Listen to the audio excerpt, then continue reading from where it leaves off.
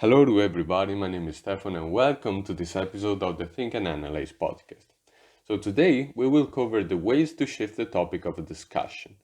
Now, when you are talking with people, with anyone basically, the topic of a discussion gets constantly changed basically. Things happen, random things happen around you, and as a consequence, you think about something, and as a consequence, again, you bring up a number of topics related to what you thought and all those kind of things.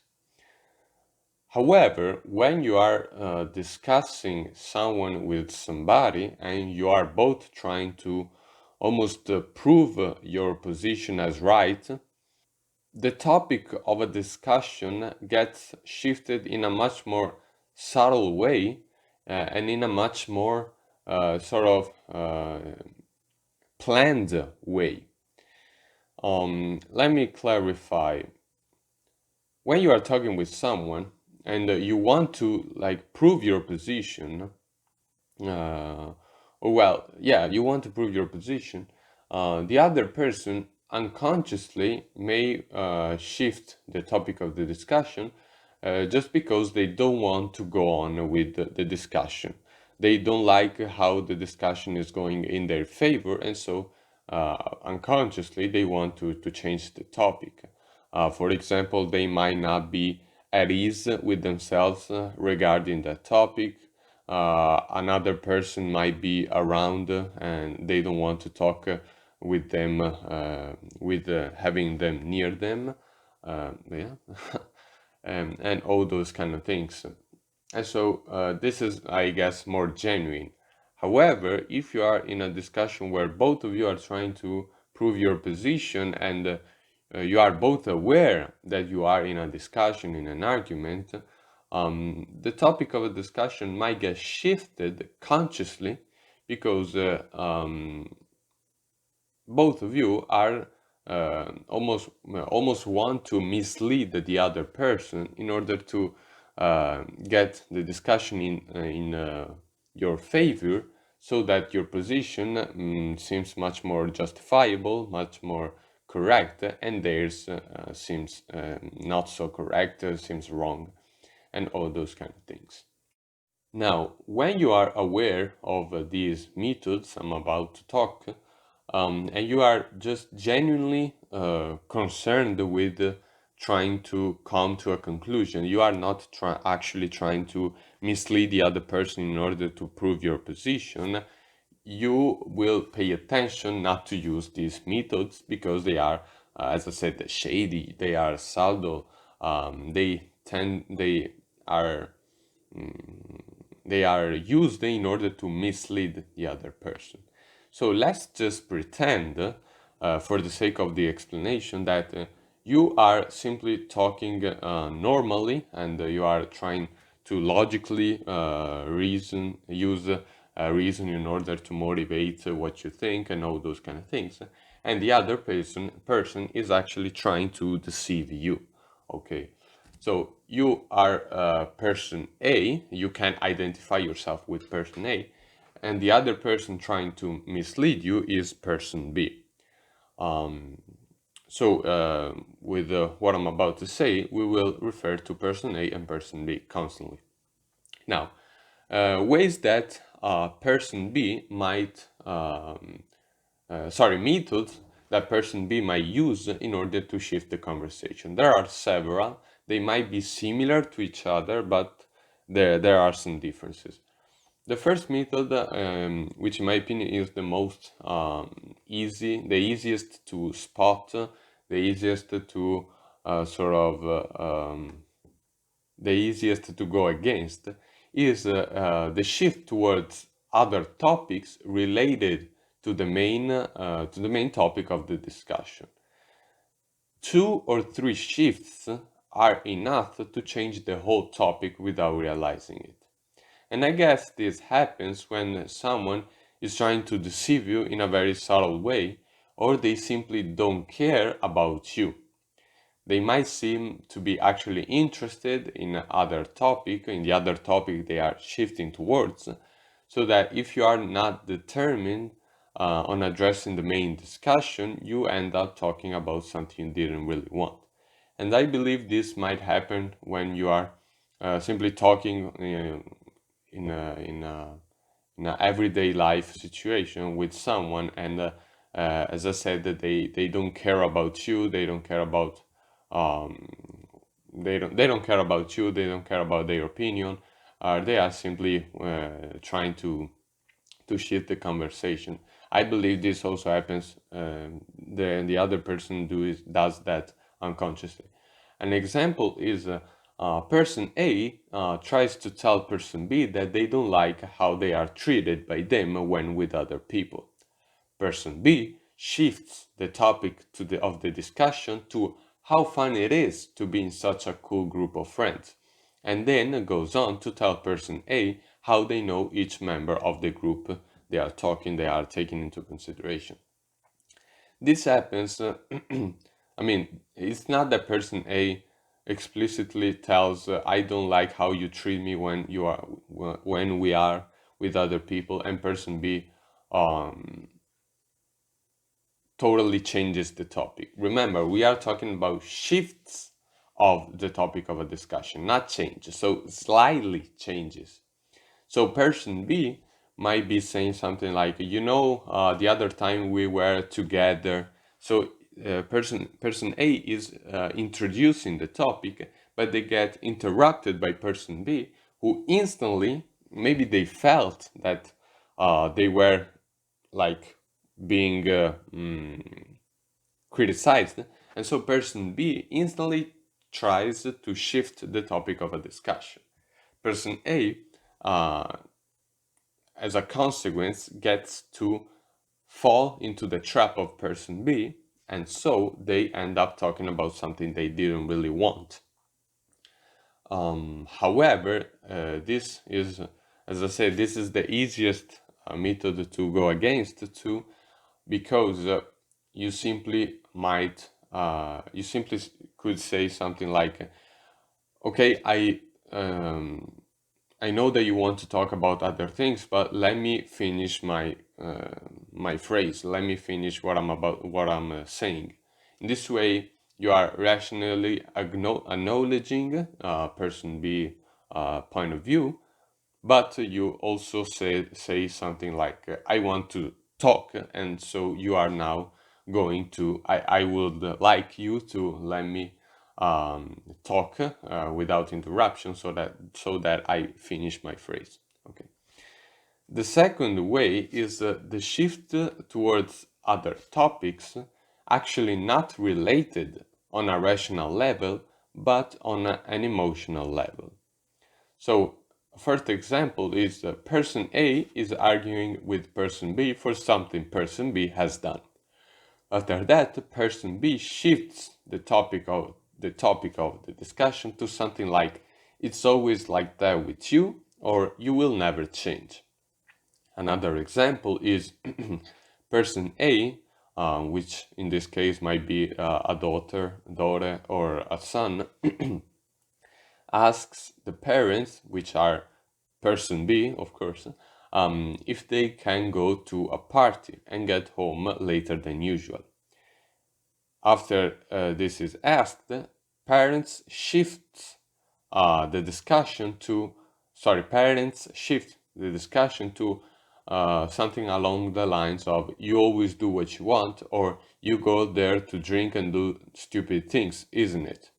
Now, as you saw, in these cases, person B and the parents are changing the topic by initiating an argument with person A about person A's intentions, personality, or general behavior. The initial question is not answered at all. However, since person B is provoking person A on something about them on a personal level, on an emotional level, person A might be tempted and fall into the trap, so that in the end they end up being misled. So in this case, we have a provocation on an emotional level. And when it comes to emotional things, people generally get really caught up in them, and so it is not uncommon to see someone use sort of this method, and person B uses this method, and person A gets really caught up in this in the whole discussion, and then the argument basically uh, gets messed up, and they talk about random things, all on an emotional level, not on a rational level. And I guess, but like this is just my mm, as, a speculation, an assumption I make.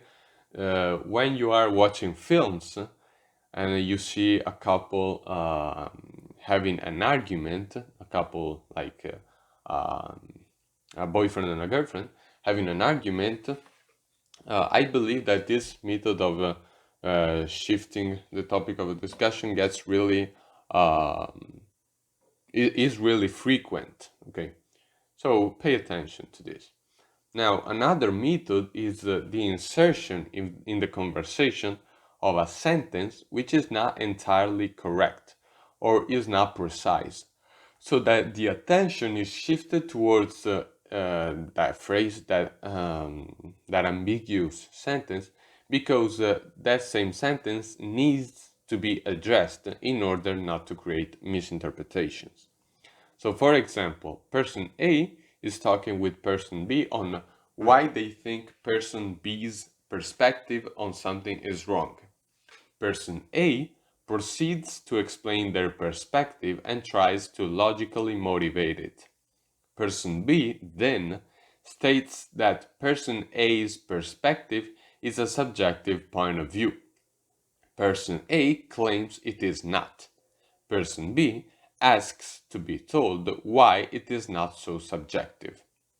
In order to go on with the discussion, person A needs to address the question, otherwise, person B will dismiss person A's argument. Now, this method differs from the first because instead of shifting towards something else from something person A has said, person B actively brings up other topics. Whereas the former can be spotted easily, in my opinion, as I said before, the latter cannot, because it makes it seem that person B actually has misunderstood something. It is much more credible because if person B says something about something person A has said, it is pretty obvious that person B is making that argument in the moment based on what person A has said. And so, if sorry, and so this this attempt to shift towards something else is much more clear because they have used something said by person A in that moment. On the other hand, if person B brings up another topic which was not mentioned by person A, it is much more credible because it seems that person B has actually this opinion, and so they are simply trying to express their opinion. And of course, if person A has something to say about that, they are going to address it. But it seems much more credible because it seems that that is the genuine opinion of person B. A similar method is that of person B bringing up many other topics or saying many ambiguous sentences. By doing this, person A is in a trap. If they don't address a specific sentence, it seems that they are agreeing upon it. On the other hand, if they do address it, they lose the focus on the main point, on the main topic, sorry. And it would be extremely hard at that point to return back to the initial question. Now, these methods can be quite easy to spot if done singularly, But if they are used repeatedly in a short amount of time, they can either irritate you, and so you are not able to be pragmatic in what you're saying, to be rational, or simply make you lose your focus. As a matter of fact, let's imagine that your main topic, your main argument is a line going from left to right. If you are constantly if you are constantly reacting to person B's provocations, um, and you are always reacting to their attempts to mislead you, you are basically going up and down while moving to the right. Instead, if you didn't have those sort of distractions, you would go uh, just to the right in a much more efficient way, and you will end up proving your point in a much more brief, clear, and efficient way. But if you are always if you are always reacting to them, you are constantly being distracted, and so you take much more time. You lose efficiency while talking. So the best thing to do is to prevent this from happening. So you don't want to react every time to what person B says, but you want to prevent them from saying something that might distract you, that might take you off your path. So if you know, for example, that someone uses one or two methods on a regular, like one after the other, make sure to say, even explicitly, something like, and don't do what you always do with other people, trying to, and then you say what they usually do. Or if you want to do it implicitly, you can simply clarify every aspect of something you are saying, so that they cannot they cannot pick on anything, because what you said was extremely straightforward. But this is harder because you could forget to clarify something, and then they might end up using that to pick on. Instead, if you use the sort of explicit method, you basically undermine their whole approach. However, you can explicitly tell the other person not to do something if you know that they are going to do that.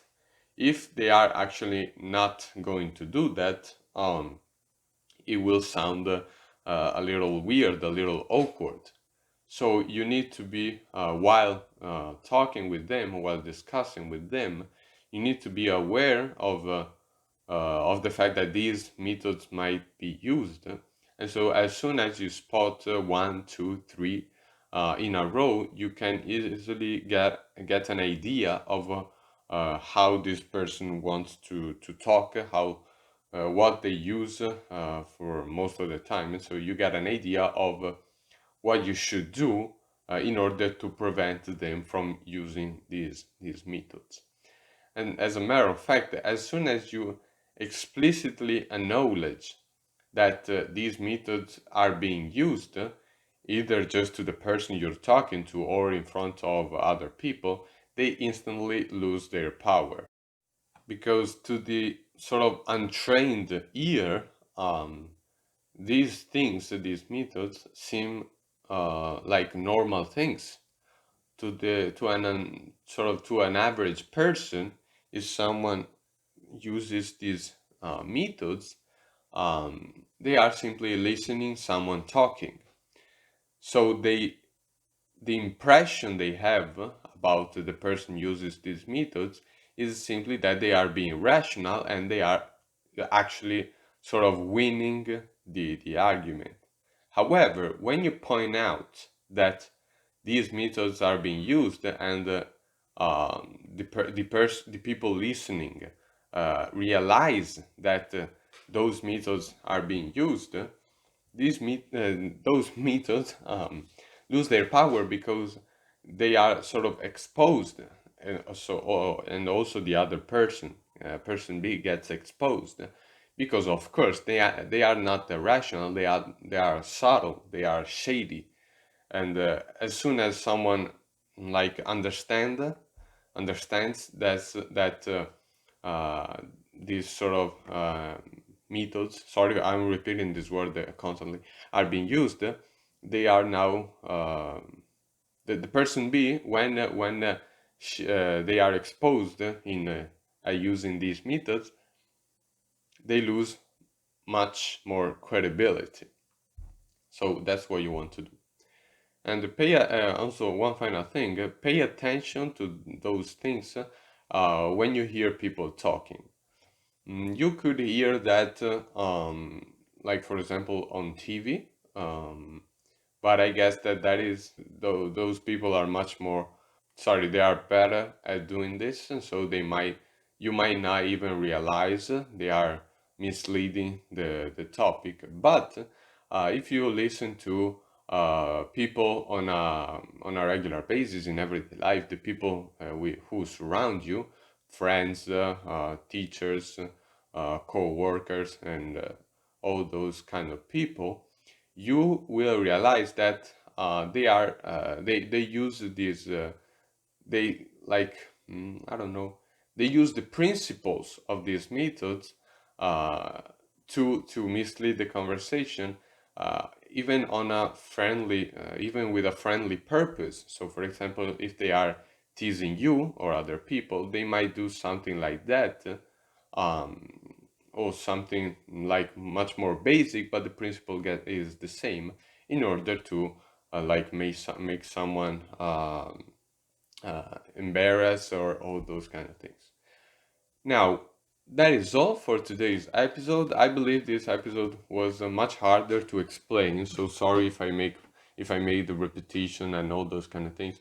I'm slowly but steadily getting better at talking in English, talking about something like this, which is, um, I guess, complicated. It is not like everyday life topics, but I'm getting better, and I hope that with time I will